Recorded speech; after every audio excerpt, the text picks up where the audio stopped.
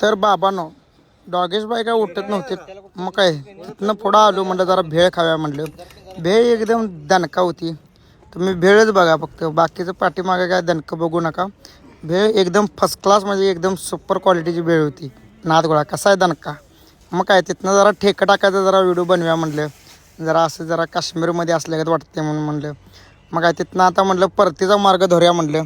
तर ही कॅफे की नाही, कॅफेमध्ये 110 रुपये कॉफी आहे. त्याची आई घालू दे म्हटलं. आपला रस्ता धरूया म्हटलं. आलो इथं प्लेनमध्ये, आपल्या प्लेनमध्येच म्हणा लागली, लिफ्टमध्ये बसलो बघा.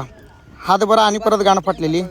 हे बघू शकता सा तुम्ही, वातावरण एकदम कडकमध्ये टॉपचा विषय होता. हातभर जाताना पण गाणं फाटलेलीच होती आमची. कसं बसं करून आम्ही खाली पोचल्यानंतर ना आम्हाला घ्यायचं होतं टी शर्ट. मग काय आम्ही आलो, मी आणि माझा भाऊ.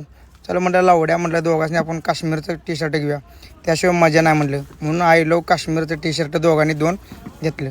तर टी शर्ट कसा दिसतोय आणि समोर ठेवले बघा केसर, लावडा, लसूण सगळे एकाला ठेवले बघा. इथलं लय महाग आहे, इथं काय घेऊन काय फायदा नाही. म्हणून काय मग तिथनं खाली आलो. आम्हाला जायतो गुलमर्गला. मग काय तिथनं भावाची गाडी आम्ही भाड्यानं केली आणि तिथनं गुलमर्ग आम्ही फिरला आलो बाहेर खाली. तर आता आम्ही जाणार आहे राजाच्या महालात. ह्याच्या पुढचा ब्लॉग तुम्ही बघत राहा.